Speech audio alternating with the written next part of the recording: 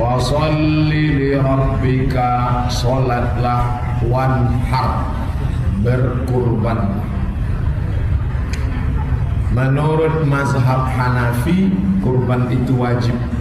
Nanti kalau ada ustadz berceramah katanya kurban itu wajib, itu yang dia pakai mazhab Hanafi. Dalilnya, man wajada sa'atan, siapa yang punya rezeki, sa'atan lapang, falam yudhi, tidak mau berkurban, fala yaqrabanna musallana, jangan dekat-dekat tempat solat kami. Siapa yang punya rezeki tak mau berkurban, jangan dekat-dekat tempat solat kami. Menurut kaedah usul fikih, kalau ada wa'id, tahdid, ancaman, berarti wajib. Di situ ada ancaman. La yaqrabanna, nunnya itu nun taukid, penekanan makna. Siapa yang punya rezeki tak mau berkurban, jangan dekat-dekat tempat solat kami. Ancaman. Kalau begitu wajib. Itu dalil mazhab Hanafi. 2. Nabi seumur hidup tak pernah meninggalkan kurban. Dari mulai kurban diwajibkan sampai meninggal, tak pernah meninggalkan kurban. Muwazabah continue, terus menerus. Di antara perbuatan itu menjadi wajib, paling tinggi wajib, di bawah wajib sunat muakkad, di bawah sunat muakkad sunat. Maka menurut mazhab Hanafi, berkurban itu wajib. Kawan-kawan kuliah dulu yang dari Turki, India, Pakistan, Bangladesh, ini yang mazhab Hanafi. India, Pakistan, Bangladesh, Turki, Hanafi. Mesir campur, sebagian Hanafi, sebagian Syafi'i, bersaing antara Hanafi dengan Syafi'i. Makanya mahasiswa-mahasiswa Turki, mahasiswa India itu hari raya kurban, memang dia wajib berkurban. Kalau ada ustaz nanti yang berceramah kurban hukumnya wajib, itu mungkin dia ambil dari pendapat mazhab Hanafi. Sedangkan mazhab Syafi'i, Maliki, Hambali, kurban tak wajib, hanya sunnah muakkad. Apa dalilnya? Hadis Nabi, hunna salasun hunna alayya faraidu. Ada 3 perkara yang bagi aku faraid, wajib. Walakum tatawwu'un, tapi bagi kamu tak sampai wajib, hanya tatawwu' saja. Di antaranya adalah al-udhiyah. Itu dalil pertama. Dalil yang kedua, Abu Bakar ketika menjadi khalifah pernah 1 tahun sengaja tak berkurban. Padahal duitnya ada, dia tak berkurban. Datang sahabat bertanya, Abu Bakar, ya, kenapa tak berkurban tahun ini? Saya sengaja tak berkurban tahun ini untuk menjelaskan kepada umat bahwa kurban tidak wajib. Saya mau menjelaskan bahwa dalam beberapa masalah ada khilafiyah. Qurannya satu, Nabinya satu, Allahnya satu. Kenapa dalam satu masalah hukum bisa berbeda pendapat? Berbeda cara menengok dalil. Jangan katakan imam mazhab itu tak tahu dalil, mereka ahli dalil. Hanafi menengok dalil ini, dia ambil kesimpulan wajib. Sedangkan Maliki, Syafi'i, Hambali menengok dalil ini, ditarik kesimpulan sunnat muakkad. Ustaz jelaskan itu semua, jelaskan Hanafi, jelaskan ini, jelaskan dalilnya. Jamaah terserahlah ikut. Nah, setelah saya ikutkan, setelah saya jelaskan, setelah saya sebutkan, kira-kira bapak ibu condongnya kemana? Kalau diam, itu sunat muakkad. Saya Pak Ustadz rasanya lebih condong ke wajib. Bagus, kurban tiap-tiap tahun. Ustadz sendiri, saya tak kaya, duit tak pula banyak, tapi kurban ini saya usahakan. Saya usahakan ada duit, karena nikmat Allah besar sekali. Andailah kita sakit, na'udzubillah, tak ada nilainya 2,5 juta. Misalnya awak berapa? 2,5 pas 2,5 2,5 juta itu tak ada apa-apanya. Belum lagi masuk rumah sakit, baru ongkos pesawatnya aja udah 2,5 juta. Menengok muka dokter 5 juta. Pegangnya ujung kaki 7 juta. Pokok pakai martel 15 juta. Dibukanya mulut 10, tutui 25.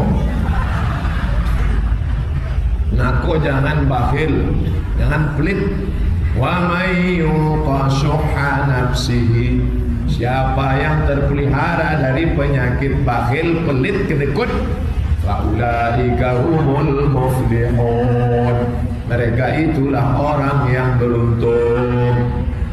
Oleh sebab itu, siapkan duit 2,5 juta, bayar. Nah, sekarang masalah amal orang hidup ditransfer ke orang mati. Sampai apa tak sampai. Nah, ini pun jadi konflik. Menurut saya enggak sampai. Kan payah kita, karena enggak ada reportnya. Kecuali SMS banking, mobile, Bank Mandiri Syariah. Nah, itu memang ada. Tapi kalau ini kan susah kita. Makanya bicaranya mesti pada dalil. Pertama tentang haji. Haji. Zaman Nabi ada seorang laki-laki waktu haji dia bilang gini, labbaik Allahumma syubrumah. Aku hajikan syubrumah. Syubrumah itu nama orang. Aku hajikan syubrumah. Nabi nanya, kau hajikan siapa? Syubrumah. Syubrumah itu siapa? Saudaraku, kata dia. Kau udah haji apa belum? Belum. Kata Nabi, hajikan dulu dirimu. Ah, itu dari mana? Bukan dari alam gaib. Hajikan dulu dirimu. Itulah dalil bahwa haji itu sampai. Jadi Bapak Ibu dari Bank Mandiri Syariah, kalau ada orang tuanya dulu belum haji, kemudian nanti panjang umur, sehat badan, murah rezeki, Bapak Ibu berangkat pakai ONH+. Berangkat sekali, hajikan diri. Berangkat yang kedua, hajikan orang tua. Sampai. Ini dalil hadis sahih. Haji sampai. Apa lagi yang sampai? Kurban. Itu kemarin kan banyak nanya, sampai nggak Pak Ustadz kurban saya untuk orang tua? Sampai. Tapi Ustadz Anum bilang nggak sampai. Rupanya dia tak mau keluar duit. Halaman 204. Kata Syekh Ibnu Utsaimin begini. Wal udhiyatu ibadatun badaniyatun. Kurban itu ibadah badan. Qawamuhal mal. Sumbernya adalah harta. Dhahan Nabi SAW an ahli baitihi wa an ummatihi. Nabi berkurban untuk keluarganya dan untuk umatnya. Itu menunjukkan waktu Nabi berkurban itu, kupotong kurban ini untuk umatku. Umat Nabi itu kan ada yang sudah mati kan? Itu menunjukkan sampai. Seandainya tak sampai, pasti Nabi akan mengatakan, ini kupotong kurban untuk umatku yang hidup saja, yang mati enggak. Itu kata Imam. Wa yanaluhum sawabuhu. Maka mereka dapat pahalanya. Kalau tak dapat, mana mungkin dilakukan Nabi. Sedekah. Sedekah sampai. Jadi Bapak Ibu dapat duit, gajian dari Bank Mandiri Syariah, pulang, singgah ke panti jompo anak yatim. Sedekah untuk almarhumah. Assalamualaikum Pak Ketua Panti. Salam. Saya dari Bank Syariah Mandiri, baru gajian. Tahu kalian kan kami banyak duit? Ya. Nah, ini berapa semua anak-anak yatim sini? Ada kira-kira 100. Keluarkan. Saya bawa nasi bungkus nih, 3 aja. Ya. Nah, kasih sampai. Mak kita dulu suka gulai, belikan gulai kambing segala macam. Sekarang puasa. Sampai tak puasa. Man mata, siapa yang mati, wa alaihi siyamun, punya utang puasa. Soma'an huwaliyuhu, ahli warisnya melaksanakan puasa. Jadi kita punya emak, punya ayah, ada utang puasa dia. Karena dulu waktu mengandungkan kita, dia tak puasa tuh sampai 90 hari. Mengandung pertama 30 hari. Tahun kedua kita menyusu 30 hari. Tahun ketiga menyusu 2 tahun 30 hari. Satu anak itu 90 hari puasa mak itu tinggal. Kalau anaknya Doremi Posolasido, bayangkan berapa utang puasa dia itu. Ini banyak anak-anak. Kau adik-beradik berapa? 12 katanya. Senyum pula tuh, banyak kan? Dia tak tahu maknya punya utang puasa berpuluh-puluh gara-gara dia. Jadi kalau suami itu mengaji, diingatkannya, kau puasa bu Senin Kamis. Kalau istiqomah puasa Senin Kamis dengan niat kodok mengganti selama setahun, itu lunas insya Allah 30 hari itu, 90 hari. Senin Kamis, Senin Kamis, Senin Kamis, Senin Kamis, sebulan 8 hari, 10 bulan 80 hari, tambah sebulan 88, tambah 2 90. Saya ajari pula orang bank ngitung. Artinya ibu puasa Senin Kamis bagus. Ternyata untuk mengganti sel-sel yang mati, merefresh, paling bagus adalah puasa. Paling bagus puasa. Saya baru dapat video 3 hari puasa itu bagus sekali. Makanya puasa. Saya hari ini tak puasa, alasannya 3. Pertama karena hari Jumat, yang kedua karena musafir, yang ketiga karena bau durian. Nah, sebab itu kalau ibu-ibu, bapak-bapak puasa bagus. Kemarin kami sosialisasi wakaf di rumah sakit. Kata Pak Dokter, Ustadz Somad, cuci tangan itu tidak membunuh virus. Jadi yang mati itu apa Pak Dokter? Yang mati itu kuman. Saya nak nanya apa beda virus sama kuman. Masa profesor nanya? Jadi saya diam. Oh, kan? Jadi Pak Ustadz, yang bisa mematikan kuman itu bukan sabun. Yang bisa mematikan kuman itu jangan kita kasih kuman itu makan, kata dia. Makanan kuman itu gula. Jadi orang kalau gulanya rendah, turun, kuman mati. Tak tahan kuman. Pas datang COVID itu tengoknya, tak bergula kawan nih. Gitu.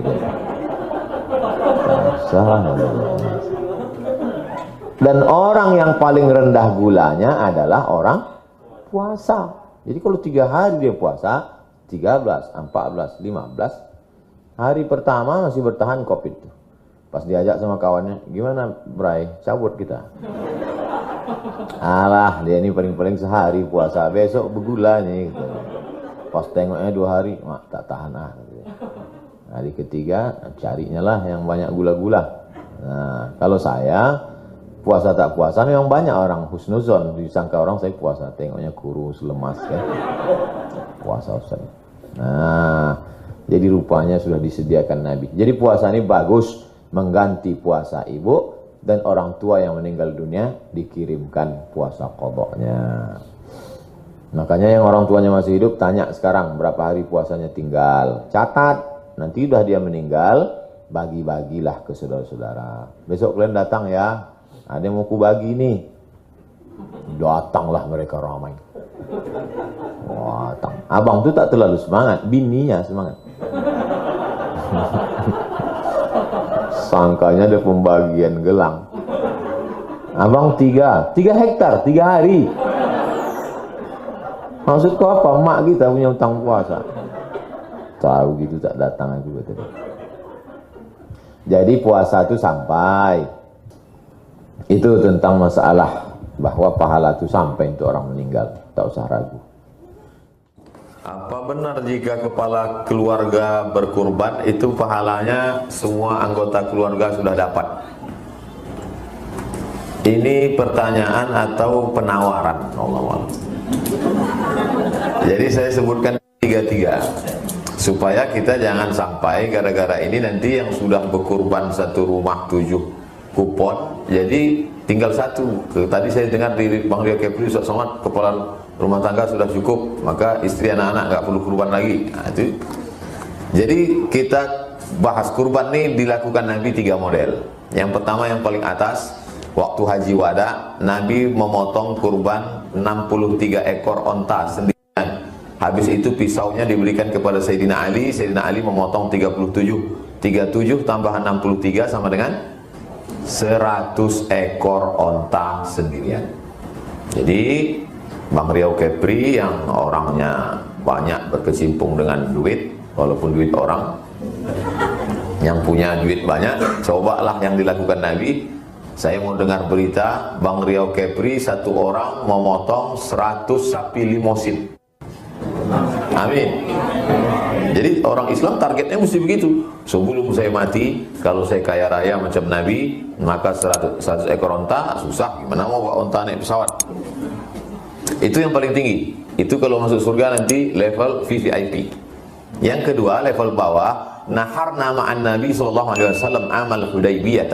Pada Hudaybiyah tahun ke-6 kami menyembelih hewan kurban, satu onta 7 orang. Jadi kalau ada bapak ibu mengatakan pergi ke masjid, Pak Ketua Masjid, ini 2,5 juta untuk saya, 2,5 juta istri saya, 2,5 juta anak saya, 2,5 juta menantu saya, kami bertujuh, satu sapi. Nah, itu level 2. Yang paling bawah level 3, inilah yang pertanyaan. Satu kambing kepala rumah tangga untuk yang ada di rumah. Nah, itu masuk surga kaki-kaki 5-nya lah. Tapi masuk juga. Nah, itu. Jadi pahami secara utuh. Saya anjurkan Bapak Ibu berkurban yang bagus itu level pertengahan tadi. Yang udah buat macam itu di masjid-masjid, kita tabung wakaf gitu juga. Karena tabung wakaf ini pakai kambing atau sapi, Ustaz? Sapi. Nah, jadi ibu, bapak, mantu, ponakan, cucu, 7 orang satu sapi. Nah, itu yang pertengahan. Jangan yang pakai tawar satu kambing satu rumah tadi. Tapi jadilah daripada tidak.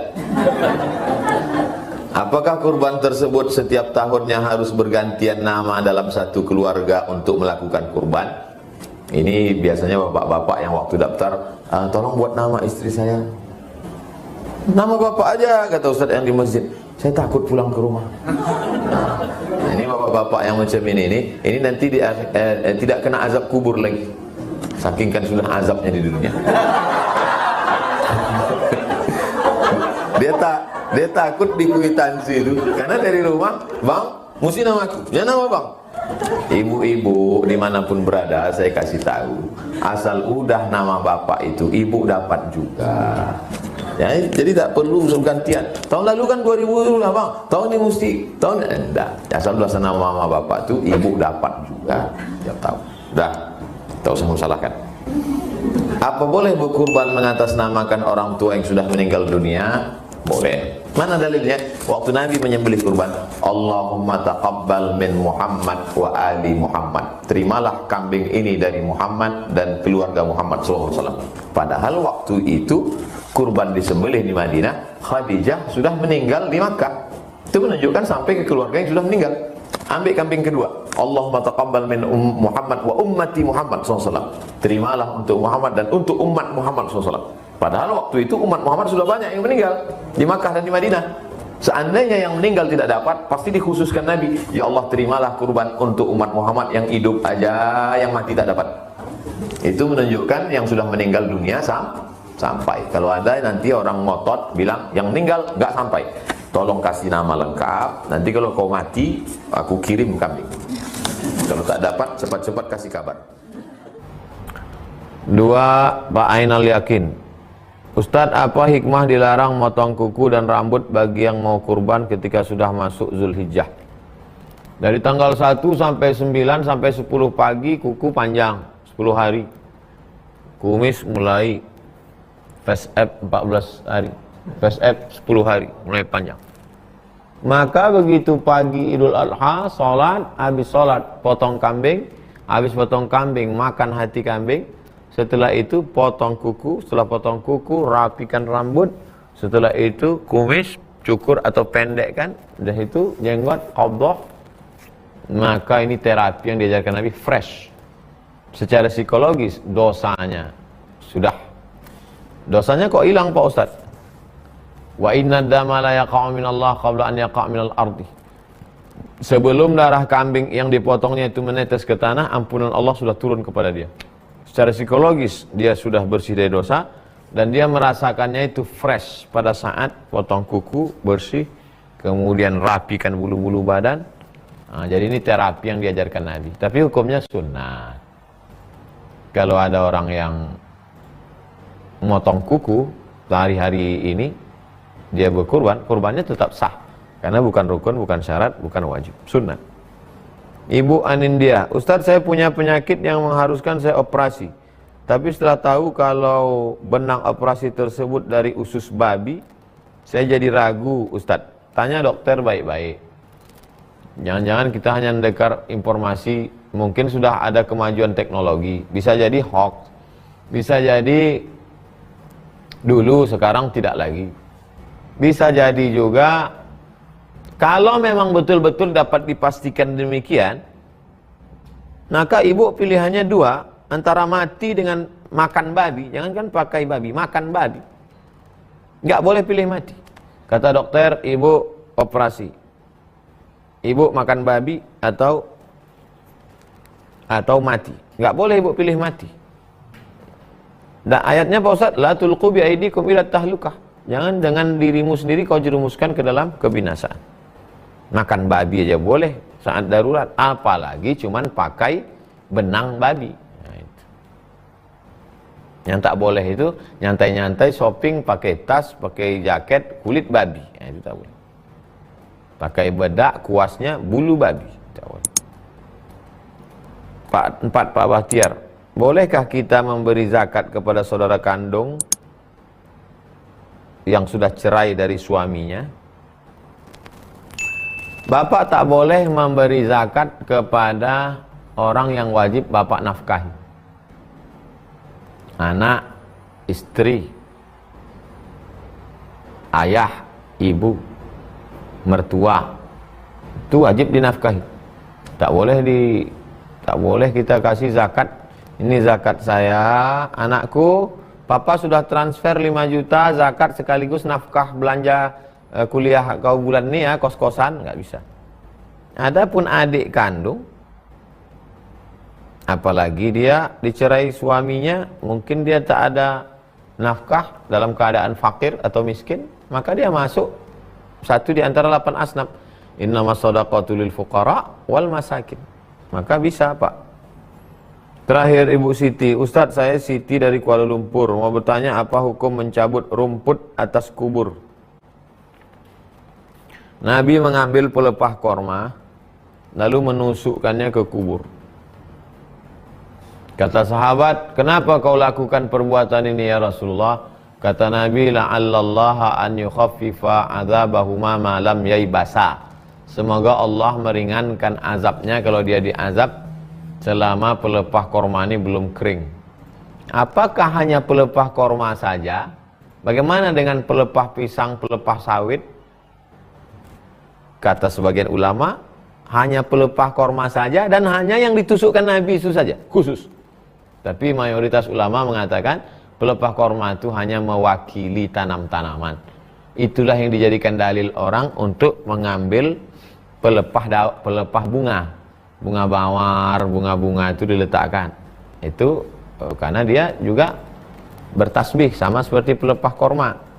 Jadi Pak Ustadz, kalau di atas kubur itu tumbuh rumput, kalau dia sampai semak, sebaiknya dipotong, dirapikan, dibersihkan.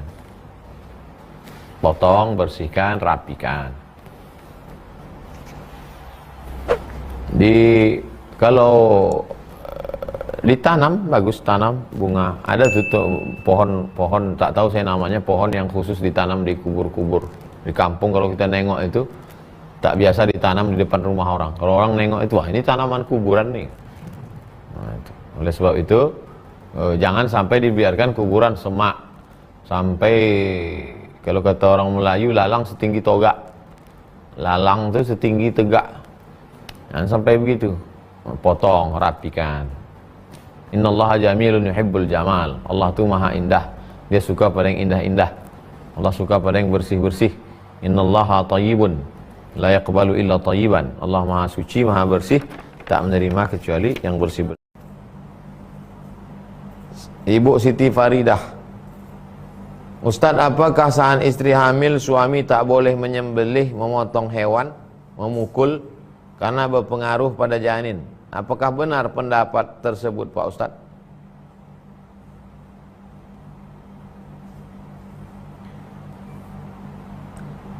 Kalau ada orang Islam meyakini bahwa dia menyembelih ayam dengan nama Allah, Bismillahirrahmanirrahim, Akbar, mengikut perintah Allah, mengikut sunnah Rasulullah SAW, tapi dia tak mau melakukan itu karena takut berefek kepada anaknya, rusak akidahnya. Rusak akidahnya.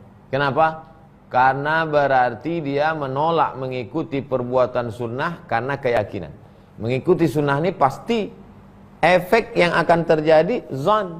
Lebih didulukannya zon prasangka daripada yang pasti. Ad-darru, Allah yang mendatangkan manfaat. An-nafi'u, Allah yang mendatangkan manfaat. Ad-darru, Allah yang menolak mudarat. Bismillah, ku sebut nama Allah. La yadurru ma'asmihi syai'un, dengan menyebut nama Allah tak ada satu pun yang mendatangkan mudarat. Fil ardi wala fis sama', tak ada yang mendatangkan mudarat di bumi maupun di langit. Jadi kalau disuruh nanti Idul Adha, Pak, tiap tahun kan Bapak nyembelih, iya Pak, potonglah Pak. Aku tak berani, kenapa? Istriku hamil. Pak Imam, istriku hamil juga, kata Pak Imam. Tanya Pak Khotib, Pak Khotib, kata Pak Khotib, istriku hamil juga. Alhasil tak jadi potong kurban tahun. Adapun orang yang iseng-iseng, nampaknya kambing, ditembaknya telinga kambing itu pakai senapan. Pram, pas lahir anaknya tak bertelinga sebelah. Bisa jadi Allah marah, Allah murka, karena perbuatannya ini tak sesuai dengan perintah Allah.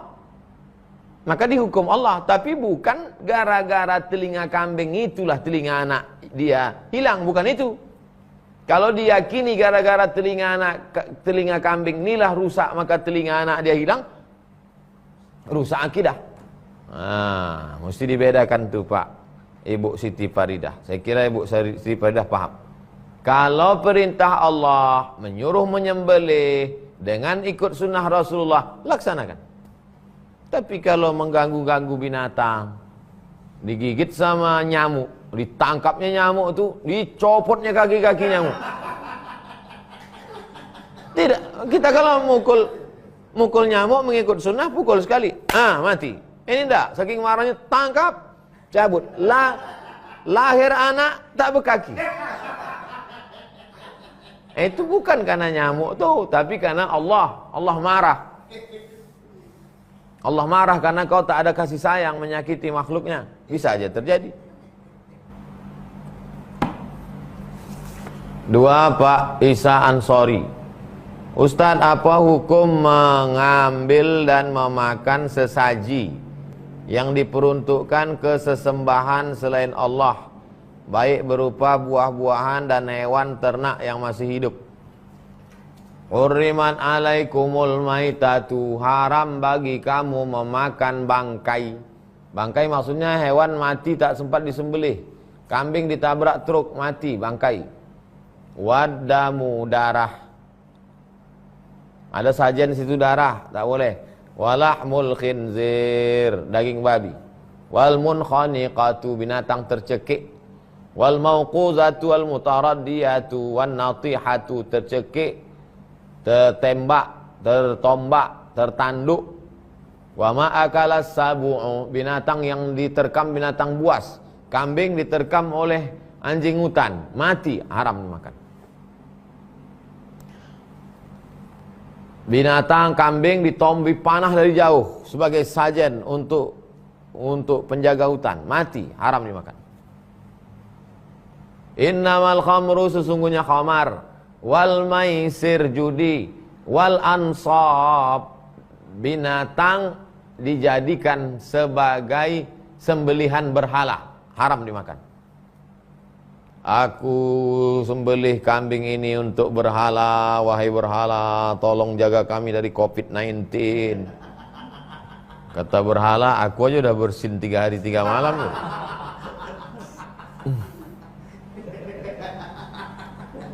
Hurimat alaikumul innamal khamru, sungguhnya khamar, wal maisir judi, wal ansab menyembelih binatang untuk berhala, wal azlam mengundi nasib, rijsun najis, min amali syaitan, perbuatan setan. Bagaimana hukumnya memakan buah-buahan Pak Ustadz? Pulang sekolah, singgah di kuburan kawan kita, kuburan yang ada jeruk, ada apel, terkenang masa kecil dulu. Pas kita makan itu punya siapa? Itu ada yang punya. Apa? Ada dikasihnya untuk kita kan? Tidak. Nah, oleh sebab itu maka kita udah belajar. Yang dulu-dulu Pak Ustadz, mudah-mudahan diampuni Allah Ta'ala.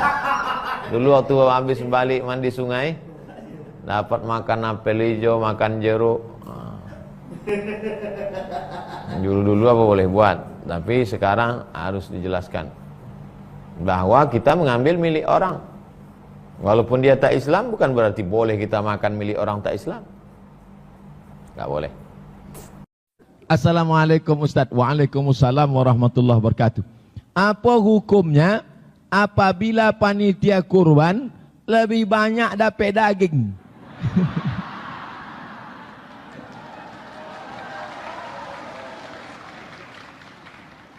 Iko bukan bertanya, sakit hati.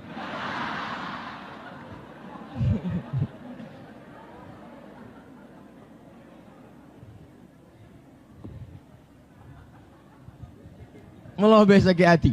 Mudah-mudahan jawaban Ustaz Somad kau membantai panitia kau. Mungkin mai sakit hati mau menengoknya menenteng 2 kupon pun.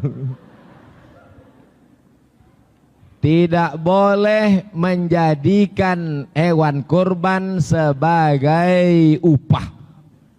Sebagai hadiah boleh, sebagai upah tidak boleh. Sebagai hadiah boleh. Bapak 2 kupon, 1 kupon sebagai orang berkurban, 1 kupon sebagai panitia, boleh sebagai upah, sebagai hadiah. Tapi sebagai upah tak boleh. Upah tu mana? Biasanya yang upah tu 2. Pertama tukang potong, yang kedua tukang kulit. Karena ini berat, kulit tak boleh berlubang. Nanti kalau berlubang tak laku. Nah, ini maka mesti digaji. Ini 100.000 untuk tukang potong, dan ini daging 1 bungkus. Karena kalau tidak dikasih dia upah, pisau kau naik ke atas. Pertama ke bawahnya. Kalau tidak dapat,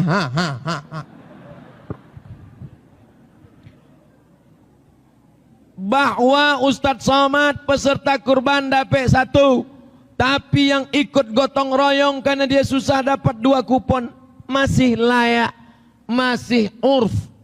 Quran, hadis, ijma', qiyas, syar'u man qablana, saddu zara'i, qaulus sahabi, istihsan, istishab, urf. Menurut tradisi urf masih oke, dapat 2 kupon panitia.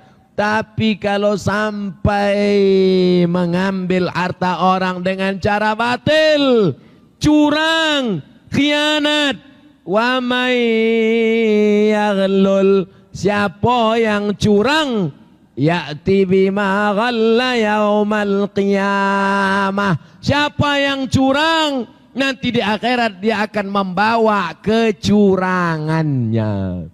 Siapa yang curang, di akhirat dia akan memikul kecurangannya. Yang curang mobil dinas, di akhirat mikul mobil. Keren kan? Keren. Yang curang kurban, di akhirat nampak mikul kaki kambing. Awak pun nengok, ikut lah dulu. Ikut lah.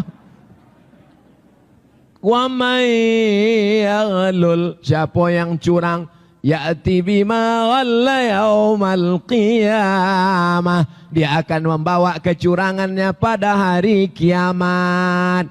Ya Allah, selamatkan kami semua, jangan sampai anak cucu kami curang ya Allah. Jika kita menyukai seorang akhwat, akhwat itu perempuan, Dan akhwat tersebut merespon kita. Alhamdulillah. Yang ambo khawatirkan cinta kelapa. Awak cinta, inyoy ndak apa-apa. Agak tenang ambo sedikit. Apakah boleh kita saling memendam perasaan tanpa diikat dengan pacaran? Dipendam aja. Busuk lah. Ambo ndak tahu nan bertanya ku umur berapa, kelas berapa, apakah masih kelas 2 SMP? Yang SMP, yang SMA, usah cito. Tak ada pacaran-pacaran tuh. Omong kosong aja tuh semua. Ada pacaran-pacaran. Tamat SMP, SMA, tamat sanawiyah aliyah, habis aliyah kuliah. Setelah kuliah nanti pulang, mana yang cocok sesuai, pinang dengan bismillah. Amin. Hai ibu-ibu yang punya anak gadis, jangan kasih anaknya dibonceng tengah malam, nanti masuk angin. Hai bapak yang punya anak lajang, jangan biarkan anakmu membonceng anak gadis orang, karena kau akan dituntut di hadapan Allah Subhanahu wa taala.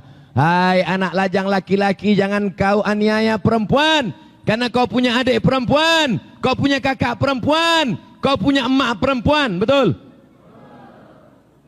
Hari ini kau aniaya mereka, hari ini kau sia-siakan mereka. 20 tahun lagi kau akan jadi ayah dan kau punya anak gadis, kau akan merasakan perasaan yang sama. Waspadalah. Kalau sudah kerja, kuliah sudah selesai, ada kehidupan, menikah, maka kami akan meminangkan. Yang malam ini mau dipinangkan mana orang yang biar saya pinangkan? Assalamualaikum Bu Aji. Waalaikumsalam. Saya mau meminangkan anak ini. Saya tak mau. Mukanya muka orang susah. Sawitnya 15 hektar. Mau. Manis tata'a minkumul ba'ah. Siapa di antara kalian yang sudah sanggup menikah, falyatazawwaj, jangan tunggu lama-lama, menikahlah. Fa innahu aghaddu lil basar. Menikah itu menjaga mata supaya tunduk ke bawah. Kalau ada nampak nan tunduk-tunduk ke bawah, itulah nikah. Wa ahsanu lil farji, menikah menjaga kemaluan. Faman lam yastati, siapa yang tak sanggup menikah, fa alaihi bisawm, hendaklah banyak-banyak puasa sunat. Lajang-lajang alun dapet kojo, sawit alun berbuah, buah pasir pun belum nampak. Banyak-banyak puasa sunat supaya lomeh ndak ada nafsu. Bawa anak mati aja. Kalau puasa kau bawa anak mandi ke sungai aja. Mudah-mudahan yang lajang-lajang dimudahkan Allah jodohnya. Yang nyawi amin, yang belum nikah. Kau anak di rumah 3, amin. Ustadz, kalau ceramah gugup grogi enggak?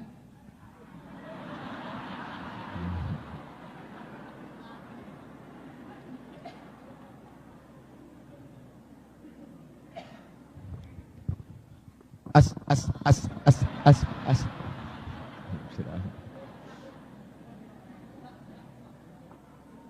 Nampak tamu, awak tanamkan dalam diri awak bahwa tanah yang awak pijak kau tanah punya Allah, betul? Yang awak tanamkan dalam diri awak bahwa langit yang di atasku langit. Ambo asal nunjuk ke atasku. Kalau sodit. Awak tanamkan dalam diri awak bahwa yang di atas itu adalah langit punya Allah Ta'ala, betul? Awak tanamkan dalam diri awak bahwa yang ada di hadapan awak iko sodonyo adalah hamba-hamba Allah Ta'ala. Itu dulu dibangun. Yang kupijak tanah Allah, yang menaungi aku langit Allah, yang kuhadapi ini hamba Allah, yang kusampaikan ini kalam Allah. Tolong kasih aku kekuatan ya Allah. La haula wala quwata illa billah. Jadi itu yang ndak perlu baca jampi-jampi kat kang telinga bosi mulut tosong kang gitu, kunci-kunci Allah, kunci Muhammad. Apa lo baca-baca itu? Jadi adik-adik, nanti kalau anda KKN, kalau kuliah kau kan ada KKN semester 7. KKN di mana? Di Simpang Kelayang. Ah, ingat posan Ustaz Somad. Nang ku pijak bumi Allah, nang dia teh langit Allah, nang ku hadapi ku hamba Allah, bagi ambo kekuatannya Allah. Assalamualaikum warahmatullahi wabarakatuh. Itu teorinya. Waktu praktek Tapi yang ambo sabui tadi dalam hati awak yang disabui. Tapi kalau sampai KKN itu ada bupati, ada camat, ada lurah, ada sabui pula. Yang kupijak bumi Allah, yang dia teh langit Allah. Aku apa-apa sado kau hamba Allah sado. Aku hamba Allah. Tentu bohongi Pak Kades. Apa? Dalam hati awak supaya jangan sampai awak grogi. Kalau tetap jo grogi, tarik nafas panjang. Tapi diombui kan balik. Jangan sampai yang digrogi tertahan. Ini kalau tahan keluar dari belakang. Gitu. Ambo di Simpang Kelayang ke indak gaso ceramah di kampung uang, gaso balik kampung awak aja. Aku ambo ceramah santai aja, gaso ndak ada. Coba kalau awak ceramah di tompek-tompek lain, awak serius aja kan. Angguk-angguk, entah apa diangguk kan. Aduh kadang orang tu contoh itu, macam serius aja. Iya, jadi gitu. Entah apa.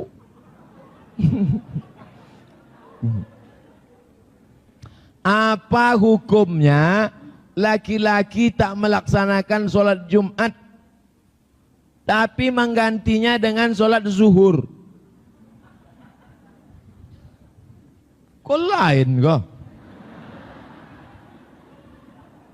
Nan boleh mengganti sholat Jumat menjadi sholat zuhur itu nampak tamu orang musafir.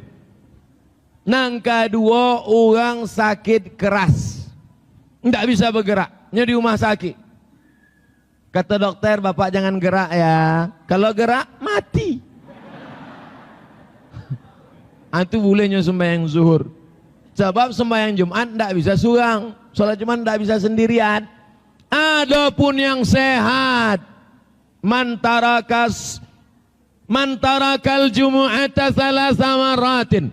Siapa yang meninggalkan sembahyang Jumat 3 kali berturut-turut tanpa ada halangan uzur syar'i, meninggalkan sholat Jumat, taba'allahu ala qalbih, Allah kunci hatinya sehingga tak masuk hidayah, tak masuk pengajian. Khatamallahu ala qulubihim wa ala sam'ihim wa ala absarihim maishawah.